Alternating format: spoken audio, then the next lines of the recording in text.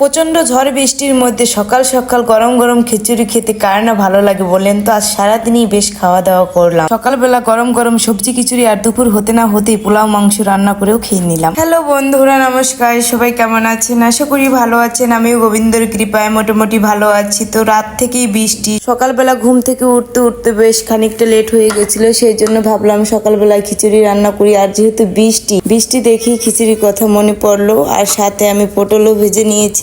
বৃষ্টির দিনে মানুষ পিঠা, পোলাও, মাংস, বিরিয়ানি সবকিছুই রান্না করে। আর বৃষ্টির দিনে বিশেষ করে ভালো লাগে এইসব খেতে। আর খিচুড়ি তো কোনো কথাই নেই। খিচুড়ি হলে আমার আসলে মাংস পোলাওর প্রয়োজন হয় না। তারপরে হচ্ছে আজকে খিচুড়ি রান্নার পরপরই বলতেছে যেহেতু বৃষ্টি থামছে না, পোলাও মাংস খাই না অনেকদিন হয়েছে, তাহলে পোলাও মাংস রান্না করলো। সেই জন্য আমি গরম গরম দুপুরবেলা পোলাও মাংস রান্না করে দিলাম। আর সবাই মিলে বেশ জমিয়ে খাওয়া দাওয়া হলো। পোলাও তো প্রতিদিন খাওয়া হয় না, মাংস প্রায় দিনই খাওয়া হয় একদিন পর পরই।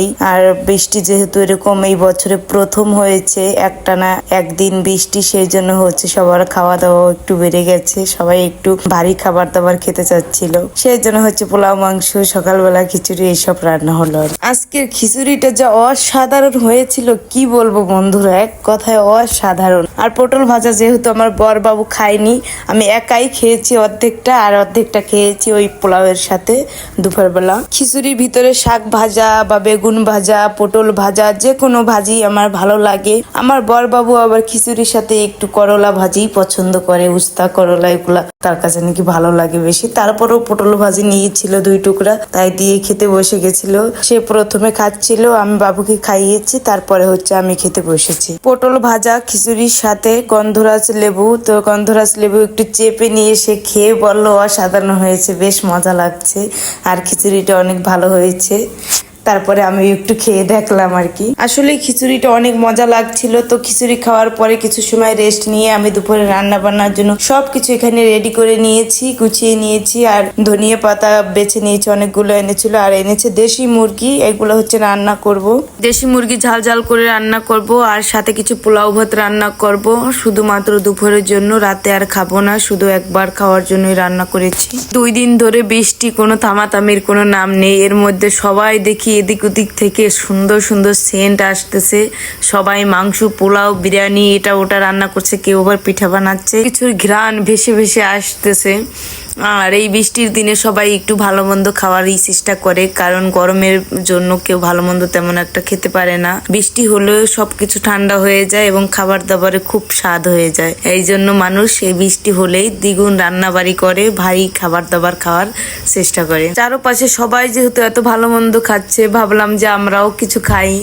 আর সকাল থেকে যেহেতু বৃষ্টি, রাত থেকে বৃষ্টি, সকাল না তো রাত থেকেই বৃষ্টি। তো খিচুড়ি খাওয়ার পরই আমার বর বাবু বলতেছিল কিছু পোলাও রান্না করো একবারের জন্য, যেন একবার হয়, তার পরবর্তীতে আর খাবো না, একবারেই শুধু খাবো, এরকম পরিমাণে রান্না করো। সেই মতো আমি রান্না করলাম। আর হচ্ছে কি, আমি পোলাওটা বিশেষ করে সবজি এবং ভাজি ভুজি দিয়ে খেতেই বেশি পছন্দ করি।